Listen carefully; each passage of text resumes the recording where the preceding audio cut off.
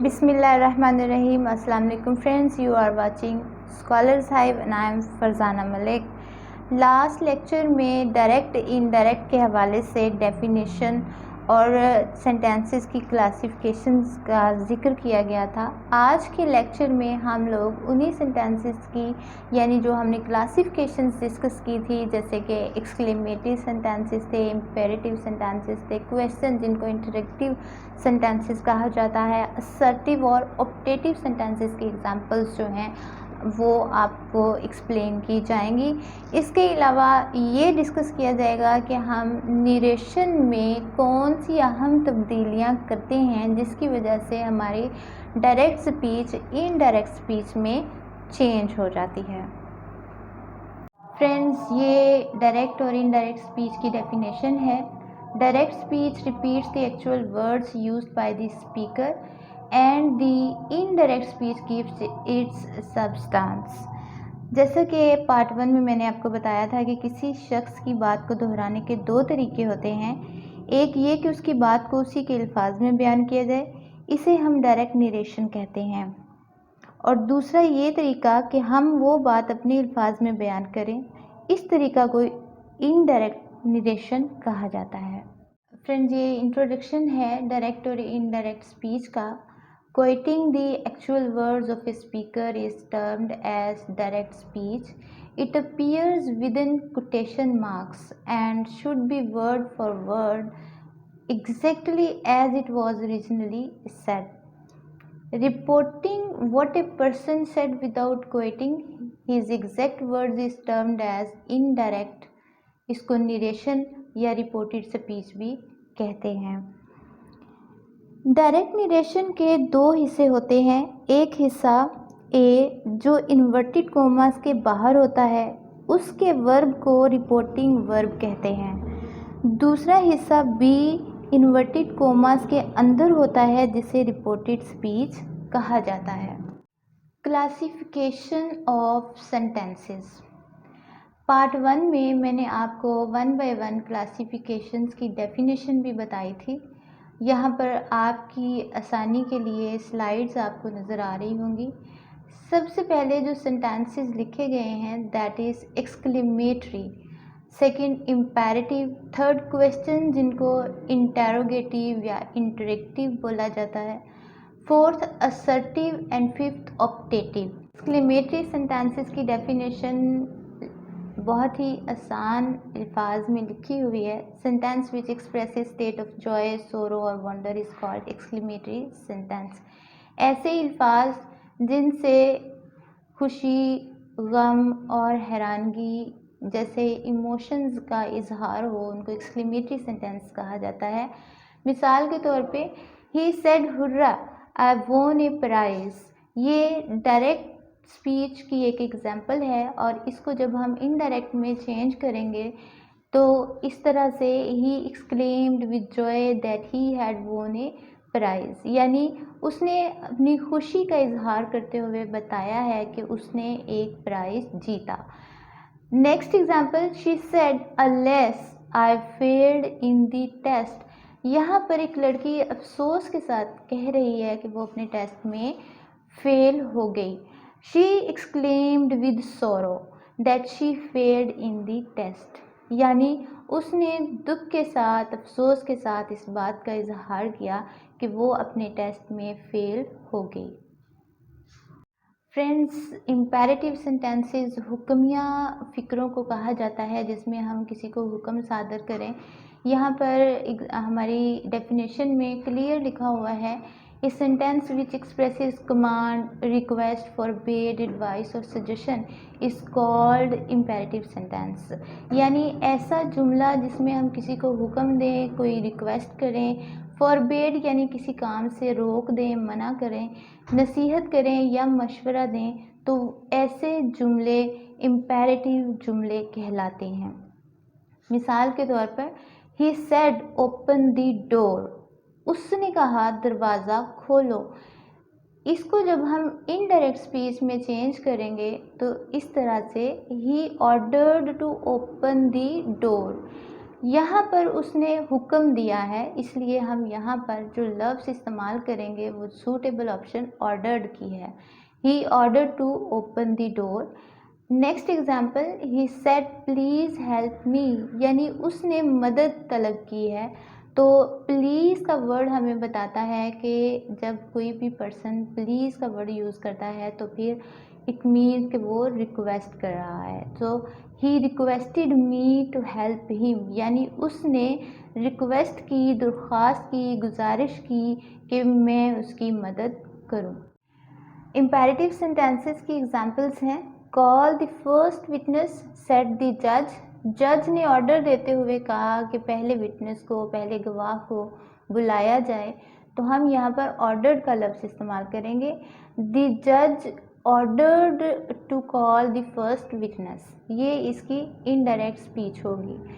अब direct speech में एक और सेंटेंस है, I have lost my way, can you direct me to the post office please, said the old lady. एक old lady post office का रास्ता भूल चुकी हैं और वो डायरेक्शन मांग रही हैं, वो चाह रही हैं कि उनकी हेल्प की जाए। चूँकि उन्होंने प्लीज़ का वर्ड इस्तेमाल किया है तो यहाँ से हमें अंदाज़ा हो रहा है कि वो रिक्वेस्ट कर रही हैं। तो जब हम इसको इनडायरेक्ट स्पीच में चेंज करेंगे तो रिक्वेस्टेड यानी उसको पास्ट फॉर्म में, सेकंड फॉर्म जो पास्ट टेंस में यूज़ होती है वो यूज़ की जाएगी। The old lady requested that she had lost her way, if I could direct her to the post office. So यहाँ पर कुछ तब्दीलियाँ हुई हैं जो कि मैंने आपको पार्ट 1 में बताया था कि certain words we have to change in direct and indirect speech.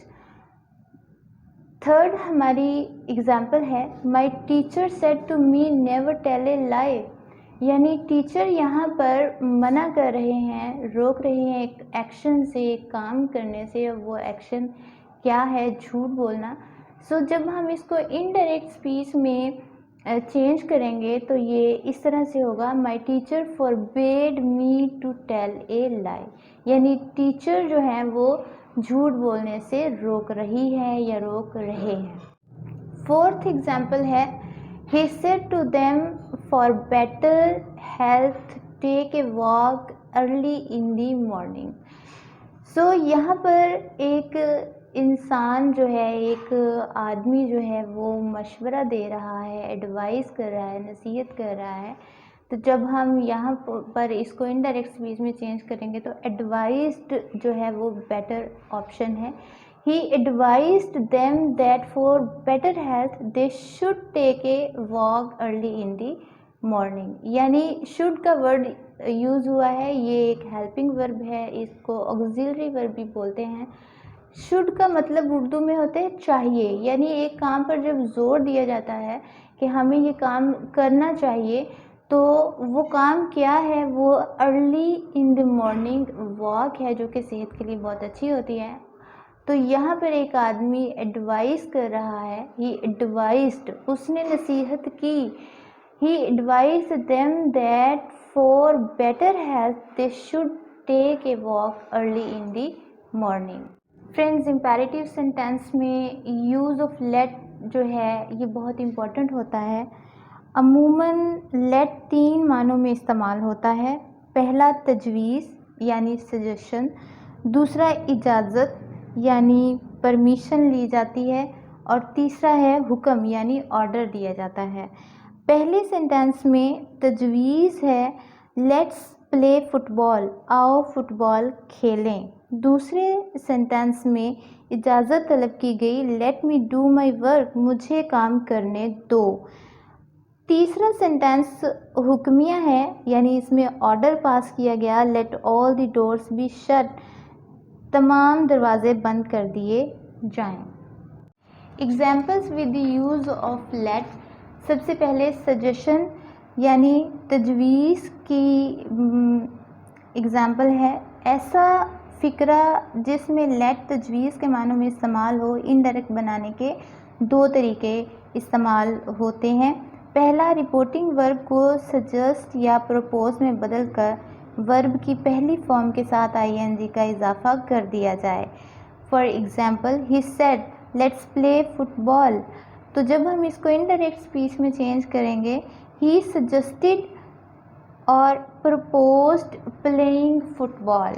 ये पॉजिटिव सेंटेंस बनाते हुए हमने रूल को जहन में रखना है, जबकि नेगेटिव सेंटेंस बनाते हुए जहन में रखें कि अगर तजवीज़ को लेट्स नॉट कहकर मुस्तरद कर दिया जाए यानी इनकार कर दिया जाए, तो लेट्स नॉट को इनडायरेक्ट स्पीच में was, were, against, oppose the idea या ऑब्जेक्टेड में बदल दिया जाता है। मिसाल के तौर पर, he said to us let's play football, we said let's not, यानी उसने कहा कि आओ फुटबॉल खेलें और हमने कहा नहीं। जब इसको इनडायरेक्ट स्पीच में चेंज करेंगे, he suggested playing football but we opposed the idea. Friends, जैसा कि मैंने आपको बताया कि सजेशन यानी तजवीज़ के साथ दो तरीक़ों से हम सेंटेंस बना सकते हैं। दूसरा तरीका है रिपोर्टिंग वर्ब को सजेस्ट या प्रपोज में बदलकर इन्वर्टेड कोमास की जगह दैट इस्तेमाल किया जाए, फिर सब्जेक्ट के बाद शुड का इजाफा कर दिया जाए। जैसे कि आपको यहाँ पर नज़र आ रहा होगा, एक फार्मूला लिखा हुआ है, subject plus suggest plus that plus subject plus should plus verb की फर्स्ट फॉर्म। यहाँ पर एग्जाम्पल है, he suggested that they should play football, यानी उसी एग्जाम्पल को दो तरीक़ों से पेश किया गया।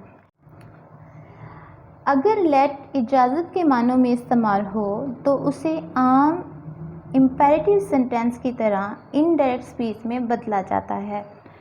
For example, I said to him let me do my work. यहाँ पर सेड को रिप्लेस करेंगे आस्क्ड या रिक्वेस्टेड के साथ। आई आस्क्ड और requested him to let me do my work. अगर लेट किसी हुक्म को ज़ाहिर करे तो ऐसे फ़िक्रा में रिपोर्टिंग वर्ब को ऑर्डर में बदला जाता है, कोमास की जगह दैट लगता है और ऑब्जेक्ट के बाद शुड इस्तेमाल किया जाता है। मिसाल के तौर पर, Ali said let all the doors be shut. जब इसको इनडायरेक्ट स्पीच में चेंज करेंगे तो Ali ordered that all the doors should be shut. Friends, यहाँ पर कुछ चीज़ें होती हैं जिनको हमने इम्पेरेटिव सेंटेंसेस में नोट करना होता है। Things are slightly more complicated with imperative, ये थोड़ी सी पेचीदा होती हैं। पॉजिटिव इम्पेरेटिव बनाते हुए हमने टेल के साथ इन्फिनेटिव होता है कि टू के साथ हम वर्ब की फर्स्ट फॉर्म का इस्तेमाल करें। जैसे कि पॉजिटिव इम्पेरेटिव की एग्जांपल शट अप यहाँ पर नज़र आ रहा है नीचे लिखा हुआ। तो जब हम इसको इनडायरेक्ट स्पीच में चेंज करेंगे, he told me to shut up, तो ये टेल प्लस इन्फिनेटिव की एक एग्जाम्पल है जो कि पॉजिटिव इम्पेरेटिव है। नेगेटिव इम्पेरेटिव जब बनाना हो तो टेल के साथ हम नॉट और फिर इन्फिनेटिव का इजाफा करते हैं।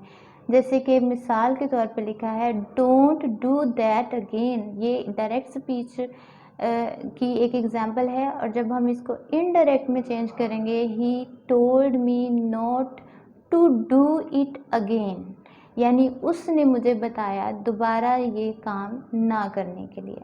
इम्पेरेटिव्स एज रिक्वेस्ट, यानी इम्पेरेटिव्स को गुजारिश के तौर पर जब इस्तेमाल किया जाए तो हम आस्क के साथ इन्फिनेटिव का इजाफा करते हैं। Please give me some money, यहाँ पर रिक्वेस्ट की जा रही है।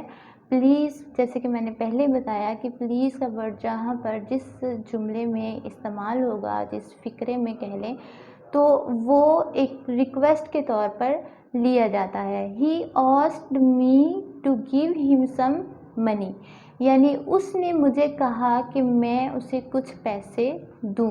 क्वेश्चन सेंटेंस बनाते हुए हमें ऑब्जर्व करना होता है द नेचर ऑफ क्वेश्चन।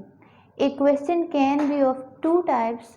एक पहली किस्म वो जो कि how, when, where, why, who, what जैसे अल्फाज से शुरू हो, और दूसरा सवाल वो जिसमें हेल्पिंग वर्ब यानी is, are, am, was, were, will, shall, can, has, have वगैरह इस्तेमाल हो। Examples: when will you help me, आप मेरी मदद कब करेंगे। विल यू हेल्प मी, क्या आप मेरी मदद करेंगे। Friends, here we have another type of examples with question sentence. Direct sentence है और इनडायरेक्ट सेंटेंस में पहली example, they say is this the right time to arrive. इसको जब हम इनडायरेक्ट में चेंज करेंगे, they ask that is that the right time to arrive. Another example, she said did you take part in the competition. She asked her whether she had taken part in the competition. Ladies and gentlemen, the speaker said, are you ready to face the consequences? Addressing the audience, the speaker asked them if they were ready to face the consequences. He will say to you, who are you? He will ask you who you are. He said, does she understand English? He asked me whether she understood English. Changes required for narration: changes in the tense of the verb, changes in the person of pronouns, changes in certain words, changes in the construction of a sentence. How to use reported speech? When we use reported speech, we usually talk about the past. यानी आम तौर पर हम माजी के बारे में बात करते हैं जब हम रिपोर्टेड स्पीच की बात करते हैं। Therefore, verbs usually change to the past tense in reported speech.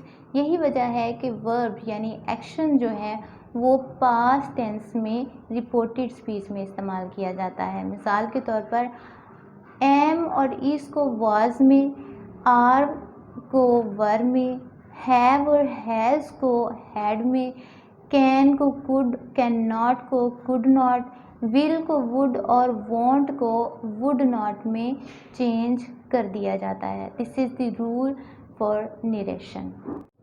Tense change in indirect speech. सबसे पहले अगर direct speech present simple tense में है तो हम उसको इनडायरेक्ट बनाते हुए पास्ट सिंपल में चेंज करेंगे। Present continuous into past continuous, present perfect into past perfect, present perfect continuous into past perfect continuous. Same is the case with past tense, past simple tense into past perfect tense, past continuous into past perfect continuous। Future tense को जब हम change करेंगे direct से indirect speech में तो future simple यानी will को हम वुड में चेंज करेंगे, फ्यूचर कॉन्टीन्यूस विल बी को वुड बी के साथ और फ्यूचर परफेक्ट विल हैव को वुड हैव में चेंज कर दिया जाएगा। कुछ चेंजेस जिनके बगैर हम डायरेक्ट नरेशन को इनडायरेक्ट नरेशन में चेंज नहीं कर सकते।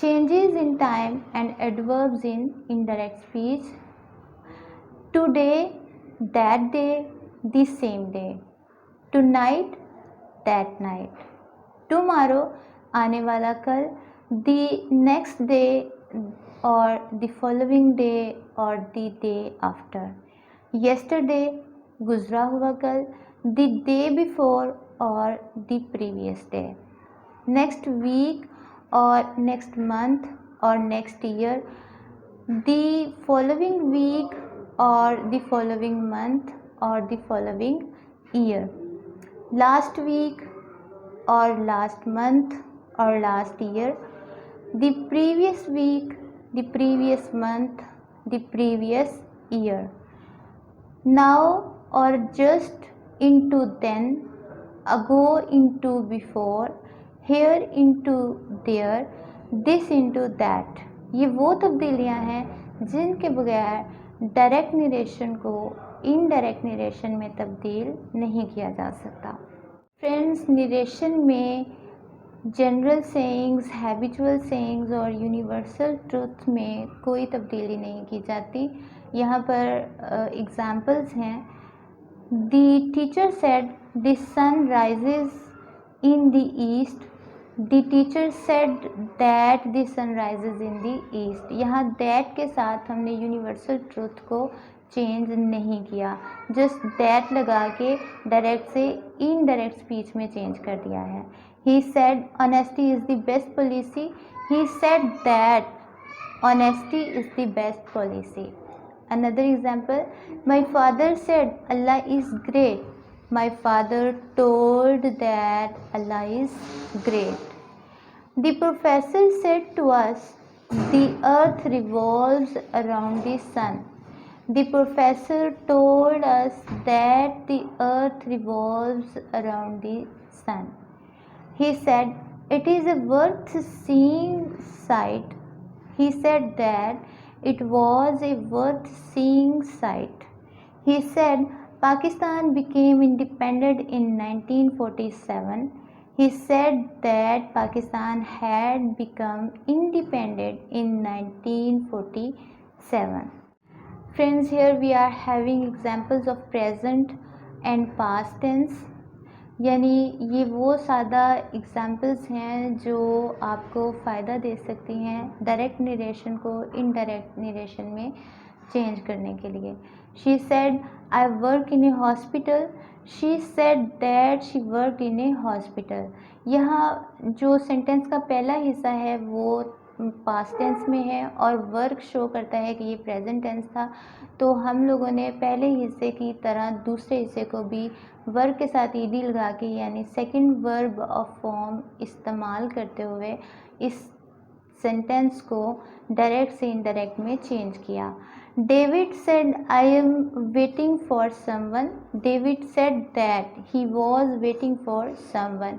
यहाँ प्रोनाउंस की तब्दीली की गई, आई एम को ही वॉज के साथ चेंज किया गया और यहाँ पर प्रेजेंट से पास्ट में टेंस भी चेंज हुआ। He said she has washed shirts. He said that she had washed shirts. Perfect tense की तब्दीली थी इस सेंटेंस में। They said we have been living in Lahore since 2010. They said that they had been living in Lahore since 2010. Again tense की तब्दीली हुई। He said I was writing a poem. He said that he had been writing a poem. यहाँ pronoun और tense दोनों ही change हुए। Last example है, Jane said I had passed the exam. Jane said that she had passed the exam. Friends, ये कुछ examples हैं future tense के हवाले से। फ्यूचर टेंस को हमने चेंज करना है डायरेक्ट स्पीच से इनडायरेक्ट में, और वो कैसे करना है इन एग्जांपल्स को गौर से देखें। She said I will go to London, she said that she would go to London. यहाँ पर विल को जैसे कि मैंने रूल बताया था कि हम वुड के साथ रिप्लेस करेंगे और दैट का इस्तेमाल करके इन्वर्टेड कोमास को ख़त्म कर देंगे, और इनडायरेक्ट सेंटेंस में एट द एंड हम फुल स्टॉप का इस्तेमाल करते हैं। John said I will have called a doctor. John said that he would have called a doctor. He said, I will not have called a doctor. He said that he would not have called a doctor. तो यहाँ पर हमने positive tense और negative tense में किस तरह से direct से इनडायरेक्ट स्पीच में चेंज करना है वो सीखा। फ्रेंड्स, अगर आपको किसी किस्म की कोई प्रॉब्लम फील हुई हो तो आप मेरे कमेंट बॉक्स में कमेंट कर सकते हैं।